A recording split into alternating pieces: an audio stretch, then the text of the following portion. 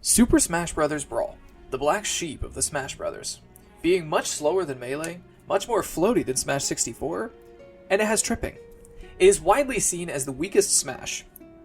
But I'm a black sheep lover, loving black sheep games like Brawl, or Dark Souls 2, or Fire Emblem Gaiden.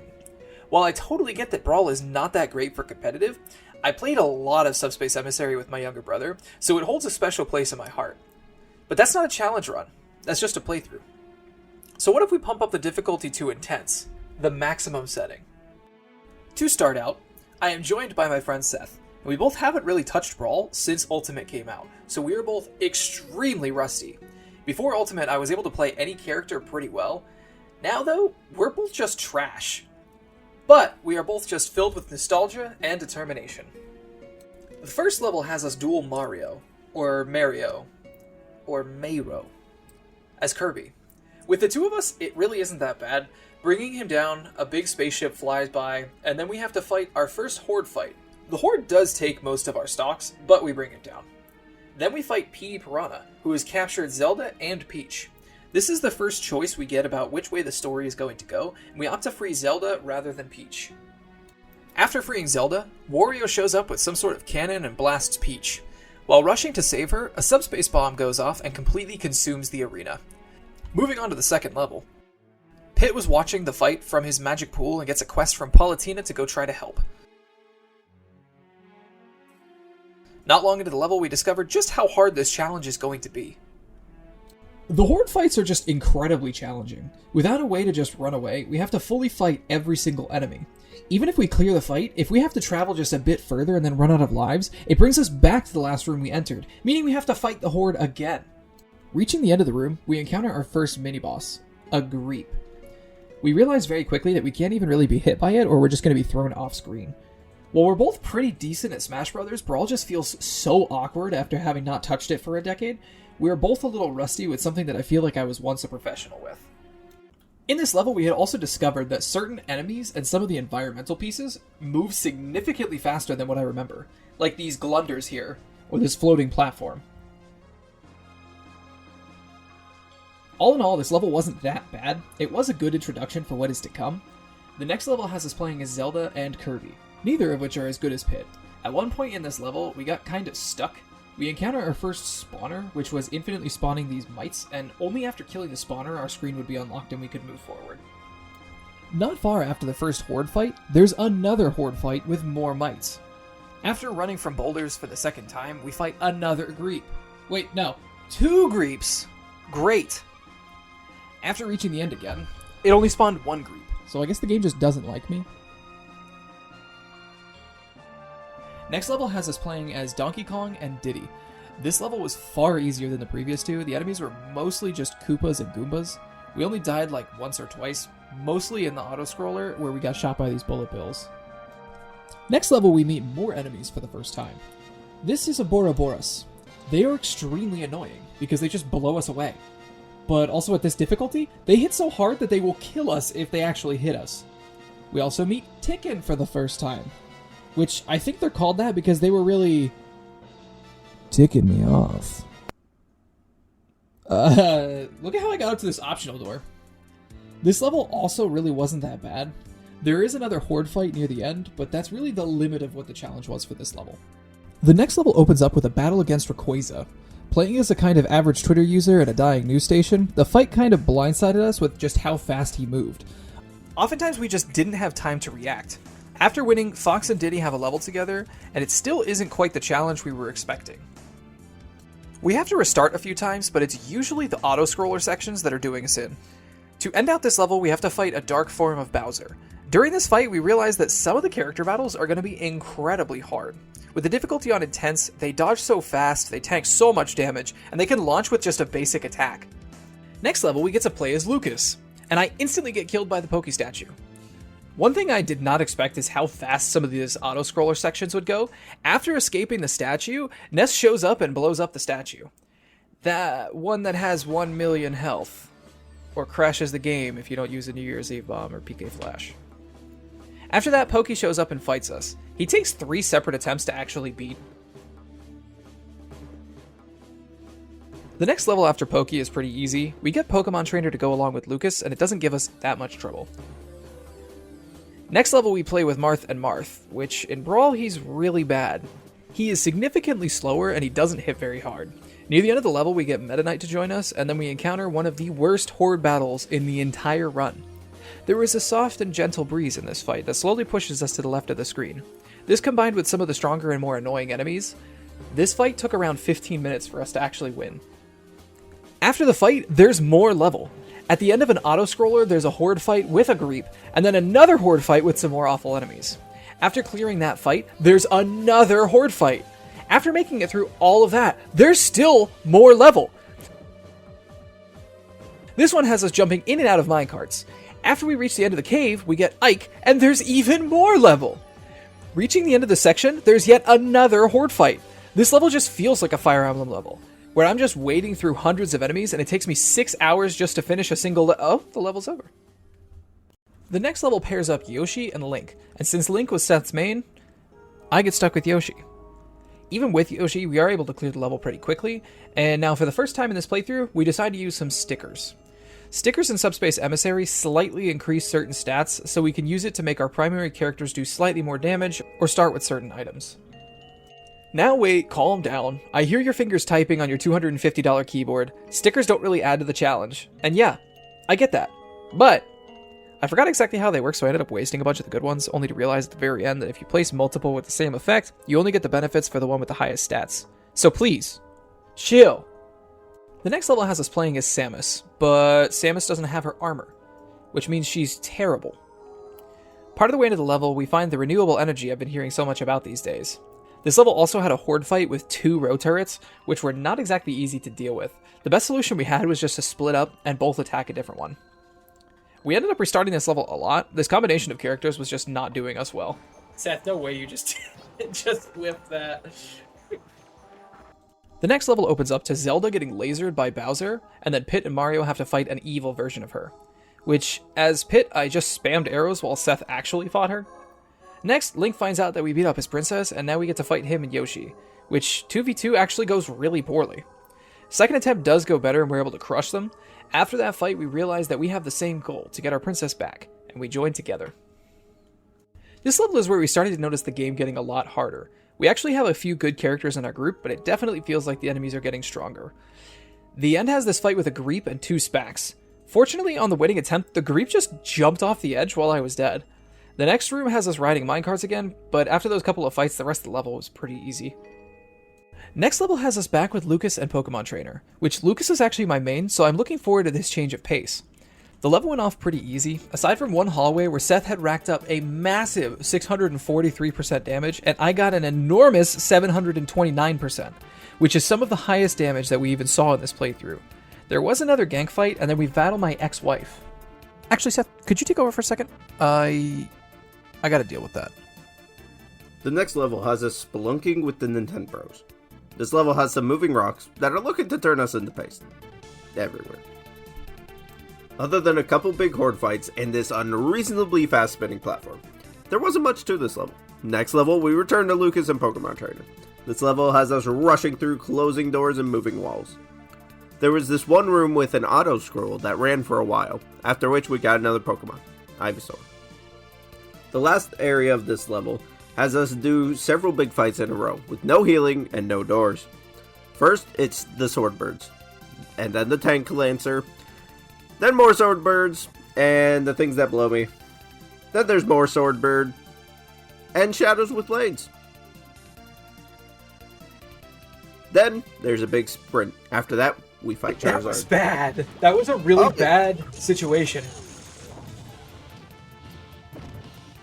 Okay. It respawned me.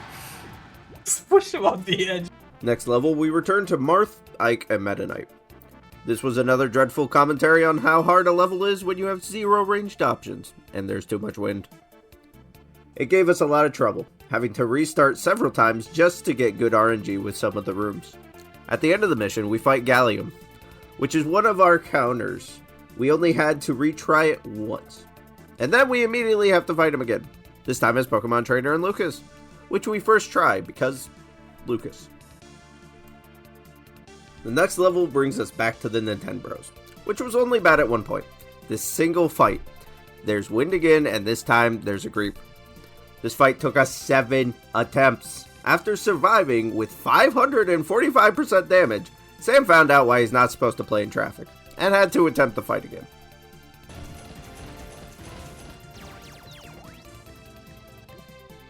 The next level we come back to Diddy and Fox, which while we died a lot, the only notable thing about this level is the giant Diddy, which is absolutely enormous. Like, this really is his giant monkey form. This fight gave us some trouble. He was super hard to launch, so we had to rack up some massive damage on him, like over 500%. That took way too much effort. After we win, we had Falco fully join us, and then we have some walking to do. There were some auto-scrollers, but it wasn't bad. Next, we have a Samus and Rat level. Samus finds her armor, and we have to fight 2 SAX clones. It was a pretty easy fight, though. Once one went down, the other soon followed. And now Samus has her armor, which takes her from a 3 out of 10 to a 7 out of 10 character. The next area, we discover that these platforms are affected by the difficulty. Right after the first one, there's a horde fight, which took us several attempts to clear it. After that, there's an absolute mess of these moving platforms. We ended up dying several times, simply because Sam didn't know which way he was supposed to go. This room was just terrible. Like, look at this door placement.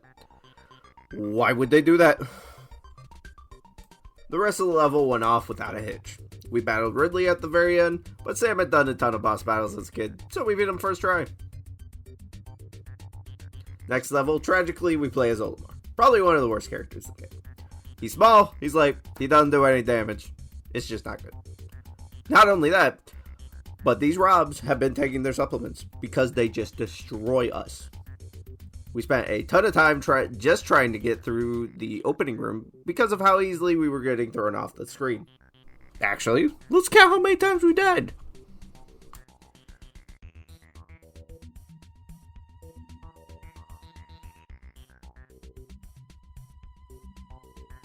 After finally clearing the room, we get a horde fight, but we get Donkey Kong and Diddy to help.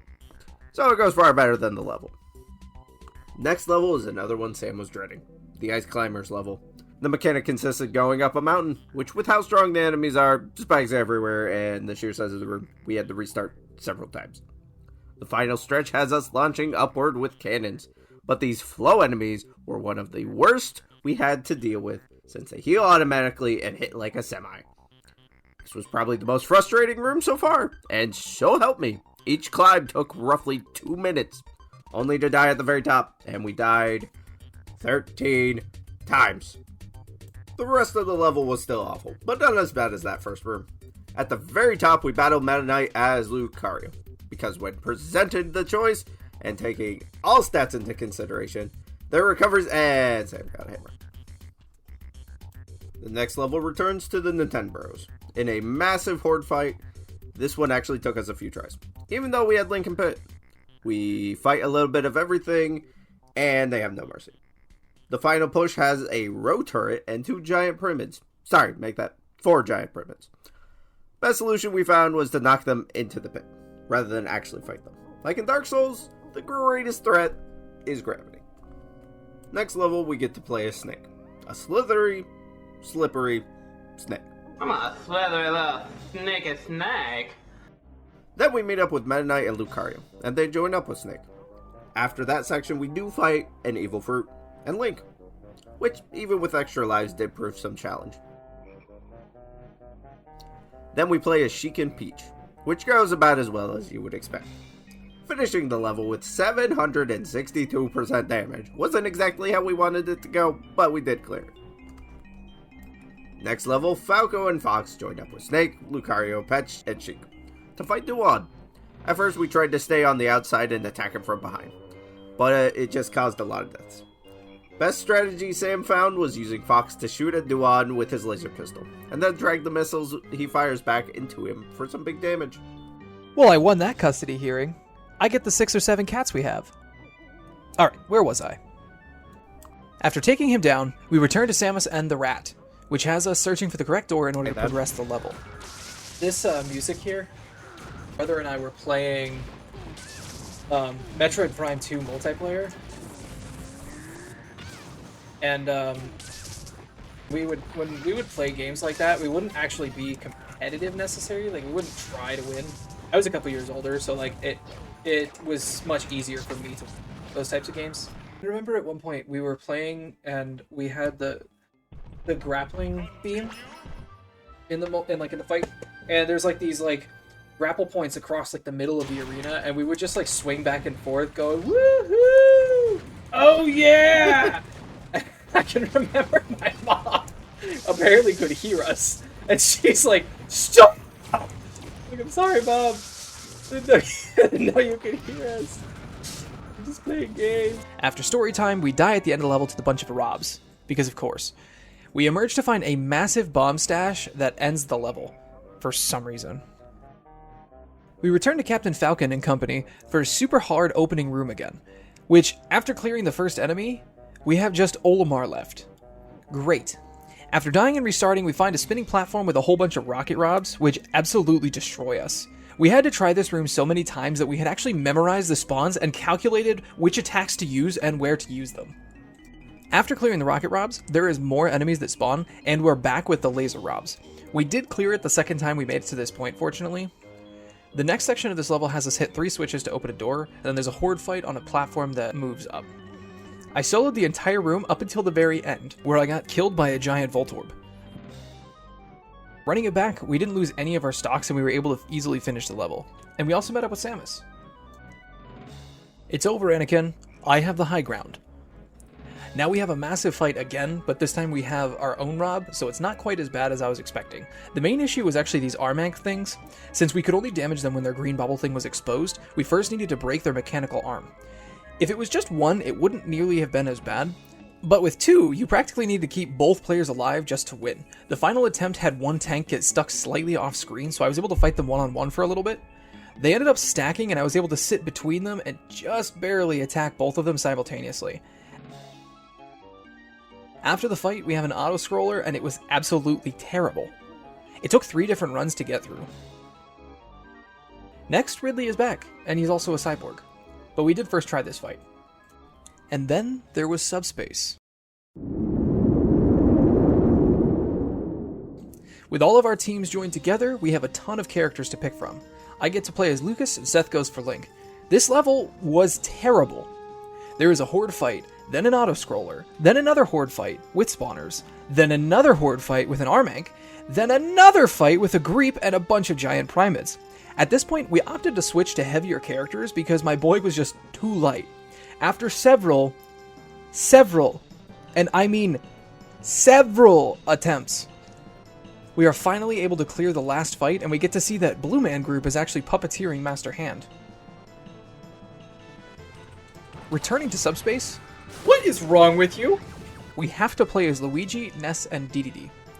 Now, a small thing about this level, every single character that we have had so far got turned into a trophy, and to use them again for the final level and the final boss fight, we need to grab them.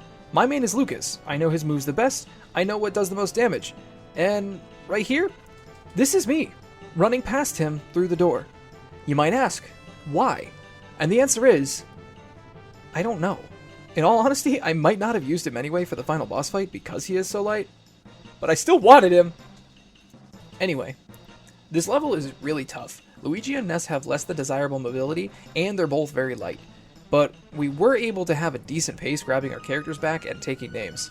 After finding a bunch, we reach the fight with Bowser and as DDD and Pink DDD. After winning, we move to the next level of Subspace. And we get Kirby this time. This level was more of the same thing. Find our characters, die a bunch, the usual. This one room gave us a lot of trouble. After traveling through all of these breakable blocks, we end up with another horde fight. This one was bad. Not for the initial fight, but because right here, after, there's an auto-scroller loaded with Spax. It moves so fast and the clouds throw so far that we ended up losing a stock on the way every single time. After the auto-scroller, there's another horde fight. While it isn't that bad, the fact that it's so far into this room, it leads us to dying a lot. Making our way back with a full stock this time, we are able to kill the boss. Now, we reach the Great Maze. This is an absolutely enormous level, which has us traveling back through most of the levels that we have already cleared, as well as refighting every single boss and all of the characters. This level took an extremely long time. I'm sure there was an optimal route to get through the maze. I didn't look up a guide for it, so I was kind of blind. We found that the best strategy to fighting characters was to find a fan and then just spam it while the other player would try to use powerful attacks to try to off-screen them. There was a notable fight with Meta Ridley where he had kind of just drifted away from the back of the ship and we couldn't even reach him. I don't remember this ever happening before, so I think it was a glitch.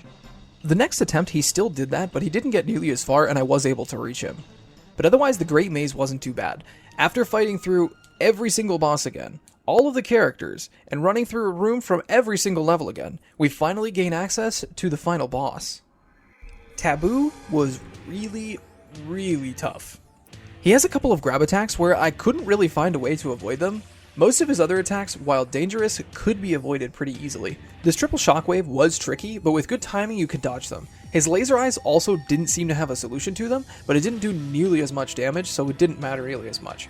This fight seemed impossible. We would get so close on most attempts, but it was just never enough. We ended up switching out some characters just to try to get a little more longevity in this fight, settling on Ganondorf, Link, Donkey Kong, Bowser, Pokemon Trainer, and DDD. We had a setup that seemed like it would work. The winning attempt had us losing Ganondorf right off the bat to one of his grab attacks, and then Link to a boomerang, and then Bowser to another grab attack. Pokemon Trainer lost to the shockwaves, and DDD to the Batman experience. Dodging the final grab attack, we finally bring Taboo down, and that ends our run on Intense.